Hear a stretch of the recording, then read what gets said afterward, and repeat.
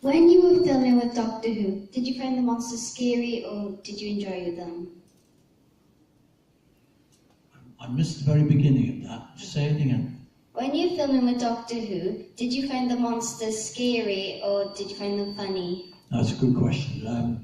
I found them very irritating. The Daleks weren't scary.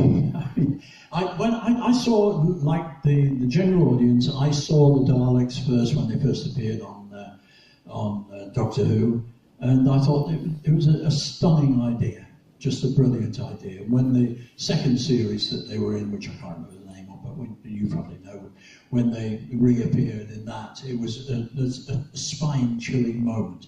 When you're in the studio with them, you've been rehearsing with them during the week, and you see them with the tops off, and you've got 4 blokes driving around. There are only 4 of these Daleks, so the whole Dalek army was 4, and they get in the way, and they're not terribly manoeuvrable, and the director's got to make excuses for getting them to wherever they've got to be and things. So no, they weren't scary. However, it's called acting, and if we're supposed to be scared of them, then we're scared of them. The Chumleys weren't scary at all. I thought they were weird.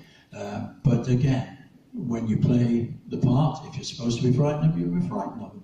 And I never worked with the Cybermen or anything like that. But really, part of the answer to your question is that I didn't really like working with the monsters. I much preferred the historical stories. I mean, it's a great serial, wonderful story, but I hated the monoids in the Ark. I mean, they just, it's a bloke in a rubber suit. Look, it's just ridiculous with a ping pong ball in his mouth. I mean, whoever came up with that, so they're badly designed. Shouldn't really say that because, I mean, they were working on such a strict budget.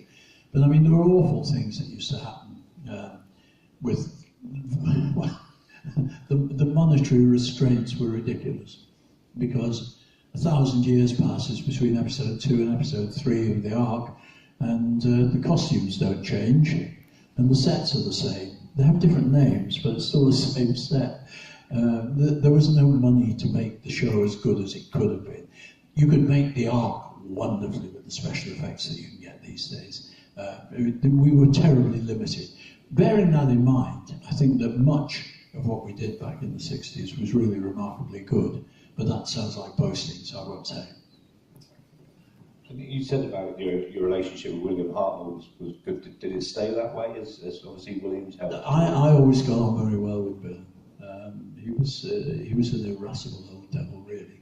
But he had a good sense of humour, and I liked him. He was good company. He was very good company. He was witty, he was amusing, he had lots of stories, and he was such a good actor. He'd made 70 films before he made Doctor Who. 70. There's a channel on Sky, on the Sky platform, I don't know where, it's on Freeview as well, called Talking Pictures. And when that first started, it's now moved on, and it's actually upgraded itself. It's got some very fine pictures on there from time to time now. But when it first started, almost every other film had Bill Hartnell in it. He played some small parts, some big parts, all of them interesting, not all the same.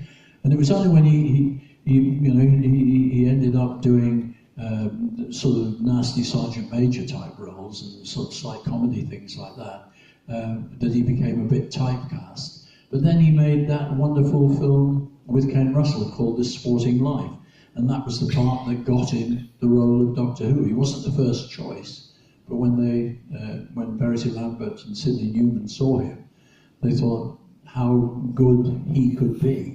And Verity actually held out for him. I think that came out in the 50th anniversary thing, that she was very keen to have him. But he wasn't the first choice, he was about 5th or 6th choice, but I think they made the right one in the end.